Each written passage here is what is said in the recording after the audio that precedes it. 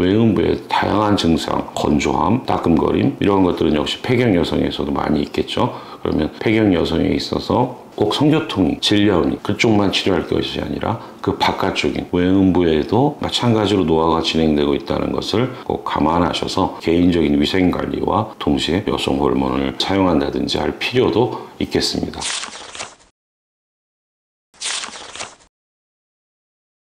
안녕하십니까. 벨라즈 원철TV 산부인과 전문의 원철입니다.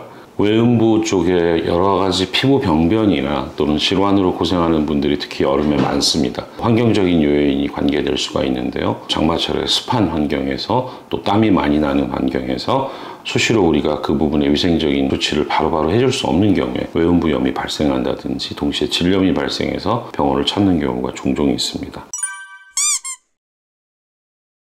그러나 이러한 외부의 감염균이나 침투에 의한 염증이 아닌 경우에도 피부에 병변이 생기거나 우리가 나이가 들어가면서 면역력 저하 상황으로 다른 피부의 노화와 같이 대음순, 소음순, 사실 이 부분은 흔히 볼 수 있는 다른 피부와 똑같은 조직으로 되어 있을 수가 있습니다. 근데 항상 옷에 의해서 감춰져 있고 또 습한 환경에 노출되다 보면 질병이 발생할 가능성이 많아지죠. 과거에는 이러한 질병에 대해서 산부인과 전문의인 저마저도 우리가 많이 보고 있는 질염 치료를 할 수는 있었으나 외음부 피부 질환에 대한 의학적 지식이 그렇게 많이 발전하지 못했습니다. 그러나 저희 클리닉 같은 경우에는 외음부 질환 환자들이 점점 많이 오시고 또 거기에 맞는 저희들이 공부를 하면서 볼 수 있는 다양한 치료법들이 준비되어 있습니다. 특히 외음부가 건조하고 따끔따끔한 증상이 있을 경우에는 먼저 외부 균이 침투해서 생긴 질병은 아닌지, 가장 흔한 것들은 가렵고 이러한 경우에는 캔디디아시스가 질염에서 발생을 하고 그것이 밖으로 나오면서 분비물이 외부 점막이 아닌 외부 피부를 자극하게 됩니다. 이러한 경우에 특히 가려움증을 동반할 수가 있겠고, 다른 질환, 예를 들면 다른 질염, 세균성 질증이라든지 트리코모나스 같은 질염들도 외음부에 영향을 줄 수가 있는 이런 감염병은 감염병 자체를 치료하면 증상이 호전될 수 있으나 외음부에 이미 피부에 병변이 발생한 경우가 있습니다. 이러한 것들을 만성적으로 겪고 나이가 들어가면서 피부의 저항력이 떨어지게 되면 외음부 피부 자체가 2차적인 변성을 겪게 됩니다.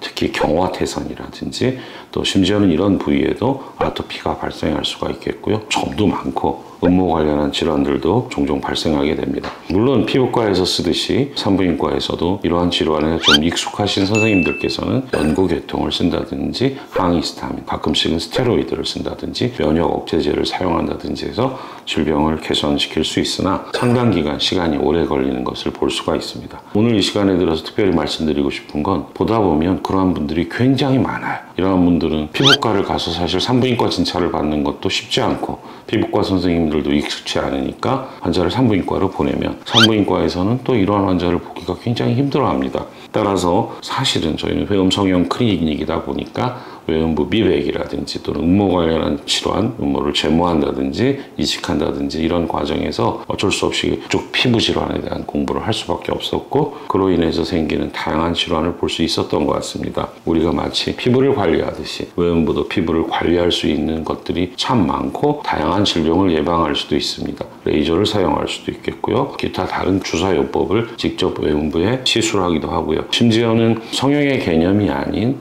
작은 종양이나 점 같은 것이 있어서 그러한 문제로 환자들이 불편하거나 그것을 치료받고 싶다면 똑같이 피부에서 받는 치료들을 할 수가 있습니다. 우리가 여기서 꼭 중요하게 생각해야 되는 건 그냥 별거 아닌 점이라고 생각하고 종기라고 생각했던 것 중에는 외음부에 악성 종양이 발견되는 경우도 사실은 가끔 있습니다. 이러한 것들은 자주 체크하고 전문가가 보고 정확한 조직학적 검사를 포함하지 않는다면 질병이 진행될 수도 있습니다. 물론 우리나라는 서양인에 비해서 그렇게 흔하지는 않지만 이러한 외음부의 다양한 증상, 건조함, 따끔거림 이런 것들은 역시 폐경 여성에서도 많이 있겠죠. 그러면 폐경 여성에 있어서 꼭 성교통이, 질염이 그쪽만 치료할 것이 아니라 그 바깥쪽인 외음부에도 마찬가지로 노화가 진행되고 있다는 것을 꼭 감안하셔서 개인적인 위생관리와 동시에 여성 호르몬을 사용한다든지 할 필요도 있겠습니다. 노화는 반드시 한 군데만 오는 것이 아니라 전신적인 변화를 초래하기 때문에 다양한 증상을